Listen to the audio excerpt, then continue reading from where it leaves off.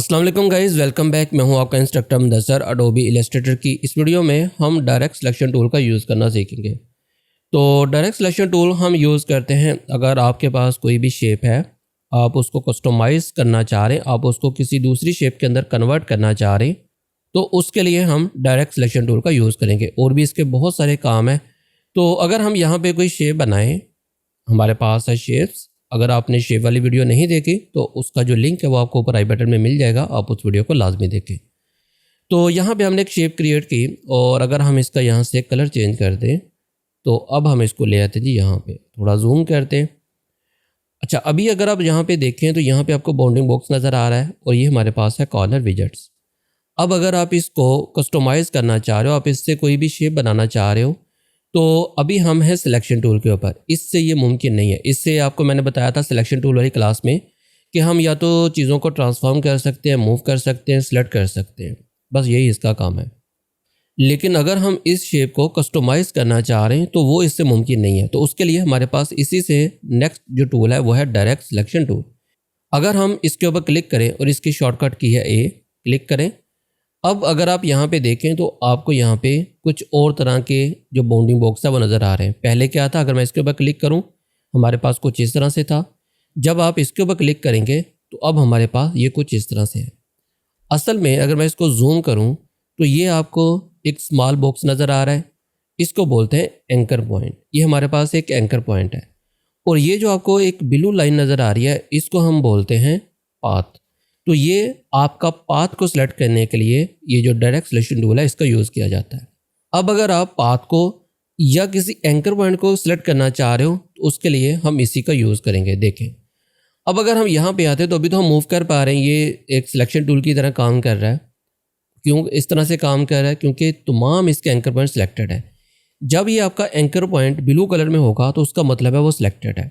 अब अगर मैं इसके ऊपर क्लिक करूँ, मैं एक दफ़ा क्लिक करता हूँ, मैंने क्लिक कर दिया। अब अगर आप दूसरे एंकर पॉइंट्स को देखो तो वो हमारे पास दूसरे कलर में होंगे या एक नॉर्मल कलर में होंगे। उनका अंदर से जो कलर है वो यहाँ पे खाली हो जाएगा, वो अंदर से खाली होंगे। तो जो आपका एंकर पॉइंट सिलेक्टेड होगा वो ब्लू कलर में आपको यहाँ पे हाईलाइट हो जाएगा। अब मैंने जैसे इस एंकर पॉइंट को सिलेक्ट किया, हमारे पास यहाँ पे कुछ और ऑप्शंस आके देखें। अगर मैं डिसलेक्ट करूँ इसको, मैं दोबारा क्लिक करूँगा, अभी हमारे पास वही ऑप्शंस हैं जो कि एक नॉर्मल शेप के होते हैं। लेकिन जैसे ही मैं इस एंकर पॉइंट के ऊपर क्लिक करूँगा अब हमारे पास यहाँ पे ऑप्शंस डिफरेंट आ गए। क्यों? अब ये हमारे पास एंकर पॉइंट से रिलेटेड ऑप्शंस हैं। अब अगर हम इस शेप को मॉडिफाई करना चाहें तो हम इजीली मॉडिफाई कर सकते हैं। बस यही इसका काम है कि अगर आप अपने शेप्स को मॉडिफाई करना चाह रहे हो, कस्टमाइज़ करना चाह रहे हो, कस्टम शेप्स बनाना चाह रहे हो तो आप डायरेक्ट सिलेक्शन टूल का यूज़ करोगे। अब इसके अंदर कुछ और ऑप्शंस हैं। देखें, हमने क्या किया, हमने सिर्फ इसके ऊपर क्लिक किया था। अगर आप मल्टीपल पाथ को सिलेक्ट करना चाह रहे हो तो आप इस तरह से ड्रैग भी कर सकते हो। आप एक को सिलेक्ट करना चाह रहे हो तब भी आप ड्रैग कर लो। अब हमारा ये वाला पाथ सिलेक्ट हो गया। अगर आप मल्टीपल को सिलेक्ट करना चाह रहे हो तो आप इस तरह से भी ड्रैग कर सकते हो। अब मल्टीपल पाथ आपके सिलेक्ट हो गए। इसी तरह अगर आप क्लिक करके सिलेक्ट करना चाह रहे हो, आपने इसके ऊपर क्लिक किया, अब आप शिफ्ट प्रेस करो और इसके ऊपर क्लिक कर दो। अब ये भी सिलेक्ट हो गया, आपके पास दो सिलेक्ट हो गए। आप इसको भी सिलेक्ट करना चाह रहे हो, आप शिफ्ट प्रेस करो और इसके ऊपर भी क्लिक कर दो। अब हमारे पास यहाँ पे टोटल 3 एंकर पॉइंट सिलेक्टेड हो चुके हैं। और अगर हम इसको एडिट करना चाहें, मॉडिफाई करना चाहें तो अब हमारे पास ये कुछ इस तरह की जो शेप है वो क्रिएट हो रही है। तो आप ड्रैग करके भी सिलेक्ट कर सकते हैं, आप शिफ्ट की का यूज़ करके भी अपने एंकर पॉइंट्स को सिलेक्ट कर सकते हैं। अब यहाँ पे हमारे पास कुछ और ऑप्शंस हैं। सबसे पहले हमारे पास है convert selected anchor point two corner और दूसरा हमारे पास है convert selected anchor point two smooth. ये क्या करेगा? अच्छा, ये ऑलरेडी इस वक्त कॉर्नर के ऊपर है क्योंकि हमने रेक्टेंगल बनाया था। इसके आपको ये जो कॉर्नर है, जो एजेस हैं वो शार्प नज़र आ रहे हैं। ये कोना आपको शार्प नज़र आ रहा है क्योंकि ये कॉर्नर में है। अगर आप इसको स्मूथ करना चाह रहे हो तो पहले आप इस एंकर पॉइंट को सिलेक्ट करो, क्लिक करो। अब आप इसके ऊपर क्लिक कर दो। अब क्या होगा, हमारे पास ये स्मूथ हो जाएगा। और यहाँ पे आपके पास ये 2 हैंडल आ गए जिनकी मदद से हम अपनी इस शेप को अभी मॉडिफाई कर सकते हैं। आगे चल के इसको मज़ीद एडवांस सीखेंगे। अभी के लिए हमारे पास ये 2 हैंडल्स हैं और ये दोनों आपस में लिंक है। अगर मैं एक को चेंज करूँगा तो दूसरा भी उसकी ऑपोजिट डायरेक्शन में चेंज होगा। तो हम इसको यहाँ पे कंट्रोल Z करते हैं और अब अगर मुझे इसको वापस से कॉर्नर के अंदर कन्वर्ट करना है तो यहाँ पे हमारे पास है कॉर्नर। आप इसके ऊपर दोबारा क्लिक कर दो, देखो ये क्या होगा, कॉर्नर में हो जाएगा। तो नेक्स्ट हमारे पास यहाँ पे कुछ और ऑप्शन है, इनको भी देख लेते हैं। अगर मैं इसके ऊपर दोबारा क्लिक करता हूँ और मैं इसको कर लेता हूँ यहाँ पे कॉर्नर, और इसी तरह से मैं इसको भी कर लेता हूँ कॉर्नर। हमने कर लिया कॉर्नर। अब मैं इन दोनों को सिलेक्ट करूँगा। मैंने इसको क्लिक किया, शिफ्ट प्रेस किया और मैंने इसको भी क्लिक कर लिया। अब देखें आपके पास दोनों जो हैंडल्स हैं वो यहाँ पे गायब हो गए या हाइड हो गए। क्यों? क्योंकि हमारे पास ये वाला जो ऑप्शन है ये इस वक्त इनेबल है, लिखा हुआ hide handles for multiple selected anchor points. मतलब जब भी आप मल्टीपल एंकर पॉइंट को सिलेक्ट करोगे तो ये आपके जो हैंडल्स आपको नज़र आ रहे थे ये आपके हाइड हो जाएंगे। अगर आप चाहते हो कि नहीं आप एक से ज़्यादा हैंडल अगर एंकर पॉइंट को भी सिलेक्ट कर लो तो ये आपके पास शो ही नहीं, तो उस सूरत में आप ये साथ वाला जो बटन है इसके ऊपर क्लिक कर लो, शो हैंडल्स, आप इसके ऊपर क्लिक करो। अब अगर मैं एक से ज़्यादा भी हैंडल्स को सिलेक्ट कर लूँगा, एंकर पॉइंट को सिलेक्ट कर लूँगा, तो तब भी आपके ये जो हैंडल्स हैं आपको विजिबल और शो रहेंगे। अच्छा, ये काम कहाँ पे आएंगे कि जब आप बहुत ज़्यादा कम्प्लेक्स शेप बनाते हो और उसमें आपके एंकर पॉइंट्स बहुत करीब करीब होते हैं और आप वहाँ पे पाथ के ऊपर काम कर रहे होते हो, तो आप चाहते हो कि आप जिस स्पेसिफिक एंकर पॉइंट के ऊपर हो सिर्फ उसी के आपको हैंडल नज़र आए, तो उस सूरत में आप इसको यहाँ पे सिलेक्ट कर सकते हो। मैं अभी बाय डिफ़ॉल्ट यही सिलेक्टेड था तो मैं इसी के ऊपर क्लिक कर देता हूँ। तो अब एक एंकर पॉइंट को अगर हम सेलेक्ट करेंगे तो तब तो हमारे पास ये जो हैंडल्स हैं ये शो हो जाएंगे। अगर हम मल्टीपल एंकर पॉइंट्स को सिलेक्ट करेंगे तो उस सूरत में हमारे पास ये हैंडल शो नहीं होंगे। अभी ये एक सिलेक्टेड है, इस वजह से ये भी शो हो रहा है क्योंकि ये आपस में लिंक है। अगर मैं शिफ्ट प्रेस करके इसको भी सिलेक्ट कर लूँगा तो अब यहाँ पे ये शो नहीं हो रहा। अच्छा, नेक्स्ट हमारे पास है, अगर मैं इसको वापस से कर दूँ कॉर्नर के अंदर और हम आते हैं जी इसके ऊपर, जूम करते हैं। अब यहाँ पे हमारे पास है डिलीट एंकर पॉइंट या रिमूव सिलेक्टेड एंकर पॉइंट।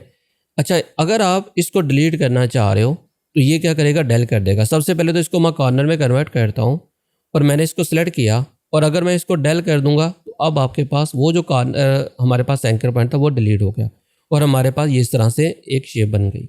इसी तरह अगर मैं इन दोनों को सिलेक्ट करूँ और इनको अगर मैं डेल कर दूंगा तो क्या हमारे पास ये शेप रहेगी? नहीं रहेगी, हमारे पास सिर्फ एक लाइन रह जाएगी जो कि एक पाथ है। तो आप अगर इनको डेल करना चाह रहे हो तो आप इसकी मदद से भी कर सकते हो या आप डायरेक्ट अपने कीबोर्ड से डेल की प्रेस करके भी इनको डेल कर सकते हो, किसी भी एंकर पॉइंट को। अब अगर आप अपने पाथ को डिवाइड कट करना चाह रहे हो तो उसके लिए हम इसका यूज़ करेंगे। हमारे पास है cut path to selected anchor point. आप इसको सिलेक्ट करो, आपने इसके ऊपर क्लिक किया, ये क्या करेगा, आपके एंकर पॉइंट को डिलीट कर देगा। अब ये जो शेप आपको नज़र आ रही है असल में ये फिल कलर है। अगर हम इस फिल को हटा दें, यहाँ से नन कर दें, तो हमारे पास ये पाथ कुछ इस तरह से है। अब हमारे पास ये एक प्रॉपर शेप नहीं है बल्कि ये एक प्रॉपर पाथ आप इसको बोल सकते हैं, ये एक पाथ ही है। जब ये आपके दोनों पॉइंट्स या आपके तमाम एंकर पॉइंट्स आपस में सिलेक्टेड होंगे, बंद होंगे, क्लोज पाथ होगा, तभी आपके पास एक प्रॉपर शेप बनेगी। अभी ये हमारे पास एक शेप नहीं है, सिर्फ एक पाथ है। अगर आप इसको क्लोज करना चाह रहे हो, वापस से आप इनको मिलाना चाह रहे हो, दोबारा से हम डायरेक्ट सिलेक्शन टूल को क्लिक करते हैं और इन दोनों एंकर पॉइंट को हमने सेलेक्ट किया।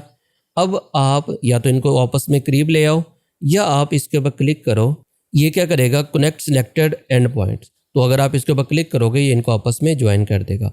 और अगर आप इनको करीब करीब ले आते हो, आप इसको यहाँ पे ले आओ, आप इसको इसके ऊपर ले आओ, इसको सिलेक्ट करके आप इसके ऊपर ले आओ।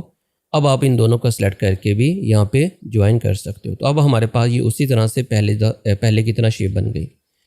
यहाँ पे आपके पास है कॉर्नर, आप इसको यहाँ पे राउंड कर सकते हो। अगर आप यहाँ पे देखें तो हमारे पास कॉर्नर की वैल्यू आ रही है जितना हमने इसको राउंड किया। अगर मैं इसको वापस करूँ तो ये हमारे पास 0 है और अब हमारे पास ये वैल्यू आ गई। अगर आप इस कॉर्नर वाले बटन के ऊपर क्लिक करते हो तो यहाँ पे आप इसकी जो लुक है वो चेंज कर सकते हो। आप इसके ऊपर क्लिक करो, हमारे पास कुछ इस तरह से हो जाएगा। इसी तरह यहाँ पे हमारे पास बेवल है, ये हमारे पास इन्वर्ट है और ये हमारे पास एक नॉर्मल है। बाकी दूसरे ऑप्शन अभी के लिए हमारे लिए अहम नहीं है, अभी आप इनको छोड़ दें, इनको आगे चल के बात करेंगे इनके ऊपर। अगर हम इसको यहाँ पे Ctrl+Z कर देते हैं और इसको हम यहाँ पे वापस ले आते हैं तो हमारे पास हो गया जी ये वापस, और हम यहाँ पे बनाते हैं स्टार और इसको हम ले आए यहाँ पे। अब मुझे ये करना है कि मुझे इसके कॉर्नर्स को राउंड करना है। अगर आप इसकी मदद से सिलेक्शन टूल की मदद से करोगे तो यहाँ पे भी आपको कोई भी ऑप्शन नज़र नहीं आ रहा। अगर हम यहाँ पे मोर ऑप्शंस के अंदर जाते हैं, मोर ऑप्शंस, तो यहाँ पे भी आपको इसको राउंड करने के लिए कोई ऑप्शन नहीं नज़र आ रहा। तो मुझे इसको राउंड करना है, तो आप जब डायरेक्ट सिलेक्शन टूल को सिलेक्ट करोगे, अब आप देखो आपको सबके साथ ये नज़र आ रहा है। अगर आप इसको राउंड करना चाह रहे हो तो आप इसको कर सकते हो। अभी क्योंकि तमाम एंकर पॉइंट सिलेक्टेड है तो इस वजह से ऐसे हो गया। अगर मैं सिंपल इसके ऊपर क्लिक करूँगा, अब सिर्फ यही हमारा जो कॉर्नर है राउंड होगा। आप देखें सिर्फ इसी को राउंड कर रहा है। इसी तरह अगर मुझे इसको राउंड करना है तो आप इसको सेलेक्ट करके इसको भी राउंड कर सकते हो। तो आपके पास कोई भी शेप हो, आप किसी भी टूल से कोई भी शेप बनाओ, पेन टूल से आप आगे चल के बनाओगे, आप किसी भी एंकर पॉइंट को अगर स्मूथ करना चाह रहे हो, राउंड करना चाह रहे हो, तो आप जस्ट उस एंकर पॉइंट को सिलेक्ट करो डायरेक्ट सिलेक्शन टूल से और आप इसको यहाँ पे यूज़ कर सकते हो। अच्छा, एक और यहाँ पे की कि फॉर एग्जांपल हम हैं इस वक्त सिलेक्शन टूल के ऊपर और आप चाहते हो कि आप सिलेक्शन टूल के ऊपर रहते हुए इसको यूज़ करो डायरेक्ट सिलेक्शन टूल को। तो अगर आप अपने कीबोर्ड से देखें, अभी हमारे पास है ब्लैक एरो है फॉर सिलेक्शन टूल और वाइट एरो है फॉर डायरेक्ट सिलेक्शन टूल। अगर आप अपने कीबोर्ड से कंट्रोल प्रेस करोगे तो ये आपका डायरेक्ट सिलेक्शन टूल के अंदर कन्वर्ट हो जाएगा। जैसे आप कंट्रोल की को रिलीज़ करोगे, अब ये वापस से आपके पास उसी तरह से सिलेक्शन टूल के अंदर वापस आ जाएगा। तो मैं दोबारा कंट्रोल की प्रेस करता हूँ, हम यहाँ पे इसको क्लिक करते हैं। अब देखिए हमारे पास वही सारे ऑप्शन आ गए, लेकिन हम कहाँ पे इस वक्त सिलेक्शन टूल के ऊपर। जैसे मैं इसको रिलीज़ करूँगा, आप इसको देखें, जब आप इसको दोबारा से सिलेक्ट करोगे हमारे पास वही जो ऑप्शंस हैं नॉर्मल शेप के आ गए। तो कंट्रोल प्रेस करके आप किसी भी एंकर पॉइंट को कभी भी अगर डायरेक्ट सिलेक्शन टूल की तरह यूज़ करना चाह रहे हो तो आप यूज़ कर सकते हो। तो अब हम इसको यहाँ पे डल करते हैं और कुछ और शेप्स बना के देखते हैं। तो हम इससे बहुत कुछ बना सकते हैं। तो हमने यहाँ पे एक लिया जी इलिप्स और डायरेक्ट सिलेक्शन टूल के ऊपर आए। अब अगर आप इसको यहाँ पे डल कर दोगे तो हमारे पास ये इस तरह से पाथ बन जाएगा, या आप इसको पकड़ के नीचे भी ड्रैग कर सकते हो, आपके पास कुछ इस तरह की शेप बन जाएगी। आप आगे चल के कुछ चीज़ें बनाओगे, डिज़ाइन वगैरह बनाओगे, तो वहाँ पे आपको कुछ इस तरह की कस्टम शेप्स भी रिक्वायर्ड होंगी अपने डिज़ाइंस के अंदर। जैसा कि आप ब्रोशर बनाओगे, फ्लायर बनाओगे, तो वहाँ पे आपको इस तरह की कस्टम शेप्स रिक्वायर्ड होती हैं। अब अगर मैं इसको दोबारा से कंट्रोल Z करूँ, हम कुछ बनाते हैं इससे, तो हमने क्या किया, इसको पकड़ा और ला के यहाँ पर सेंटर में रख दिया इसके। तो यहाँ पर आपको ये गाइडलाइन बता रही है कि इस वक्त आप सेंटर में। इसी तरह मैंने इसको सेलेक्ट किया और इसको लाके भी यहाँ पे सेंटर में छोड़ दिया। हम आगे जी सेंटर में, और इसी तरह से हमने इसको पकड़ा और ले आए जी सेंटर में, और बाद में लास्ट में हमारे पास ये बचा, इसको भी हम ले आए यहाँ पे सेंटर में। तो हमारे पास ये कुछ इस तरह का फ्लावर नुमा शेप बन गई। आप इसका कलर चेंज कर सकते हैं। फॉर एग्जाम्पल हमने इसकी आउटलाइन को किया ख़त्म और कलर को आप कर दो इसका ग्रीन, फिल कलर हमने कर दिया ग्रीन। तो अब हमारे पास यहाँ पे एक छोटा सा फ्लावर टाइप कुछ बन गया। अच्छा, अब हम और क्या बना सकते हैं, तो हम क्या करते हैं जी, इसको रेक्टेंगल को लेते हैं और इसका कलर आप यहाँ से चेंज कर दो। तो हमने यहाँ पे कर लिया ग्रे कलर, ये कुछ ऐसे है। अब हम इसका कुछ बनाना चाह रहे हैं तो आप डायरेक्ट सिलेक्शन टूल के ऊपर आओ, हम इसको सेलेक्ट करते हैं और इसको हम अंदर की तरफ मूव करना चाह रहे हैं। अच्छा, मूव करने के लिए हम क्या कर सकते हैं कि इसको सेलेक्ट करो और आप राइट एरो की प्रेस करो अपने कीबोर्ड से, तो ये इस तरह से मूव हो रहा है। लेकिन ये बहुत ज़्यादा वैल्यू चेंज हो रही है। आप इसको वैल्यू को थोड़ा कम करना चाह रहे हो तो उसके लिए आप अगर सिलेक्शन यहाँ पे प्रॉपर्टीज़ के अंदर आओ, तो यहाँ पे हमारे पास है कीबोर्ड इंक्रीमेंट। इसके बारे में मैं आपको ऑलरेडी बता चुका हूँ। अगर आपने प्रॉपर्टीज़ वाली वीडियो नहीं देखी तो आप उस वीडियो को एक दफ़ा लाजमी देखें। तो मैं यहाँ पर इसको कर लेता हूँ फॉर एग्ज़ाम्पल 5 या 5 की जगह 3 और हमने कर दिया ओके। अब क्या होगा कि अगर मैं इस ऑब्जेक्ट को मूव करूँगा, दाएँ बाएँ कहीं भी मूव करूँगा, तो ये 3 पॉइंट ही मूव होगा, इंक्रीमेंट 3 पॉइंट इसके अंदर होगा। तो हम दोबारा डायरेक्ट सिलेक्शन टूल के ऊपर आते हैं, क्लिक किया और मैंने लेफ़्ट एरो की प्रेस किया 1 2 2 टाइम। इसी तरह मैं इसको भी राइट एरो की प्रेस करूँगा 2 टाइम। तो हमारे पास ये कुछ इस तरह की शेप बन गई। अब हम इसके ऊपर कुछ और बना लेते हैं, इसका कैप बना लेते हैं। हमने यहाँ पर ये कुछ इस तरह करके बनाया। कलर आप इसका यहाँ से चेंज कर दो, हमने कर दिया ब्लैक। अगर आप साइज़ वगैरह कम करना चाह रहे हो तो वो कर सकते हो। इसको मुझे इसके सेंटर में करना है, तो मैंने इसको सिलेक्ट किया, फिर मैंने इसको क्लिक किया, दोनों सिलेक्ट हो गए। मुझे करना है जी इसको इसके अकॉर्डिंग, तो मैं इसके ऊपर क्लिक करूँगा। तो ये मैंने आपको पिछली वीडियो में बताया था कि आप अलाइन को किस तरह से यूज़ कर सकते हो। अगर आपने वो वीडियो नहीं देखी तो उसका लिंक भी आपको ऊपर मिल जाएगा। तो हम इसको यहाँ पर कर लेते हैं जी सेंटर और इसको पकड़ के ले आते हैं यहाँ पर नीचे। अगर आपको साइज़ ज़्यादा लग रहा है तो आप आल्ट की को प्रेस करके इसका साइज़ यहाँ पे कम कर सकते हो। तो ये हमारे पास कुछ इस तरह की शेप बन गई। अब इसी के ऊपर हम इसकी एक और कॉपी बना लेते हैं। तो आल्ट की प्रेस की और मैंने इसकी एक डुप्लीकेट कॉपी कर ली। और अगर आप शिफ्ट प्रेस करोगे तो आपको पता है कि सेम अलाइन के सही ऊपर जाएगा। इसका साइज़ हम यहाँ पे थोड़ा सा कम कर लेते हैं, बल्कि ऐसे ही कर लो। और यहाँ से भी हम इसका साइज़ आल्ट प्रेस करके थोड़ा कम कर लेते हैं और इसको हम रख देते हैं जी इसके ऊपर, इस तरह करके। तो अब हमारे पास ये क्या बन गया, एक डिस्पोजेबल कप। तो यहाँ पे इसको हमने थोड़ा सा ज़्यादा कर दिया था। आप इसको दोबारा से अगर एडजस्ट करना चाहो तो आप कर सकते हो। ये कुछ ऐसे करके हो जाएगा। अगर आप वहीं पे रखना चाह रहे हो तो आप उसको वैसे भी यूज़ कर सकते हो। तो ये हमारे पास कुछ इस तरह की शेप बन गई। अब अगर आप इसके अंदर कुछ और प्लेस करना चाह रहे हो तो वो भी कर सकते हो। फॉर एग्जांपल थोड़ा सा हम इसके अंदर डिज़ाइन बना लेते हैं। तो हमने यहाँ पे इसको शेप को बनाया और इसका कलर आप यहाँ पे कर दो ये वाला, और इसको हम थोड़ा सा साइज़ इंक्रीज़ कर लेते हैं। अब इसको भी एडजस्ट करना है हमने इसके मुताबिक। अच्छा, अब अगर हम सिलेक्शन टूल के ऊपर ही डायरेक्ट सिलेक्शन टूल का यूज़ करना चाह रहे हैं तो अभी आपको एक शॉर्टकट की बताई थी, कंट्रोल। हम इसको सेलेक्ट करते हैं और हम इसको यहाँ पे अंदर ले आते हैं। इसी तरह हमने इसको सेलेक्ट किया और इसको भी यहाँ पे अंदर की तरफ मूव कर लेते हैं। पहले इसको सेलेक्ट कर लो और अब हम इसको अंदर भी मूव कर लेते हैं। तो ये हमारे पास कुछ ऐसे हो गई। इसी तरह कंट्रोल प्रेस करो, इसको सेलेक्ट करो और अंदर की तरफ ले आए। कंट्रोल प्रेस किया, इसको सेलेक्ट किया और इसको भी हम यहाँ पे अंदर ले आए। तो हमारे पास ये जो शेप है कुछ इस तरह की बन गई। तो ये हमारे पास दो शेप्स बन गई। अब कुछ और बना सकते हैं, जैसा कि हम क्या करते हैं, अब बनाएं। हम यहाँ पे लोकेशन आइकन बनाना चाह रहे हैं तो उसके लिए हम लेते हैं यहाँ पे इलिप्स। हमने ये इलिप्स लिया, कलर आप इसका कोई भी कर दो, हमने कर दिया फॉर एग्जांपल रेड। और आपने बनाना है लोकेशन का आइकन। तो बहुत इजी है, आपने क्लिक किया डायरेक्ट सिलेक्शन टूल को, इसको क्लिक करें और इसको पकड़ के ले आए नीचे। हमारे पास ये कुछ इस तरह का बन गया। लेकिन इसको हम करना चाह रहे हैं कॉर्नर के अंदर, तो यहाँ पे आपके पास है कॉर्नर, क्लिक करो, ये कुछ ऐसे बन जाएगा। अब हम इसके अंदर एक अदद सर्कल बना लेंगे। तो यहाँ पे आए और एक अदद हमने सर्कल क्रिएट कर लिया और इसका कलर आप यहाँ पे दोबारा से वाइट कर दो। सेंटर में करना है तो दोनों को क्लिक करो, इसको सेलेक्ट किया, इसके अकॉर्डिंग करना है तो हम इसको यहाँ पे कर लेते हैं सेंटर। तो ये हमारे पास एक लोकेशन का आइकन बन गया। अब कुछ और बना लेते हैं, जैसा कि मैंगो वगैरह काफ़ी एग्जांपल आती है इसके डायरेक्ट सिलेक्शन टूल में, तो हम भी बना लेते हैं। हमने यहाँ पे ये कुछ इस तरह करके बनाया। कलर आप इसका कर दो यहाँ पे येलो। अब हम यहाँ पे क्लिक करते हैं, क्लिक किया, इसको थोड़ा सा पकड़ के आप इस तरफ कर दो और इसको हम थोड़ा सा अंदर की तरफ ले आते हैं। तो ये हमारे पास एक अच्छा सा मैंगो भी क्रिएट हो गया। तो जितना आप ज़्यादा टाइम दोगे उतना ही ज़्यादा आपकी जो शेप वगैरह है वो परफेक्ट बनेगी। थोड़ा सा टाइम देने की ज़रूरत है। अगर आपको प्रॉब्लम आ रही है शुरू में शेप्स को ड्रा करने में तो आप सेम नीचे पिक्चर रख के आप उसके ऊपर भी ड्रॉ कर सकते हो। आगे चल के हम बात करेंगे इसके ऊपर।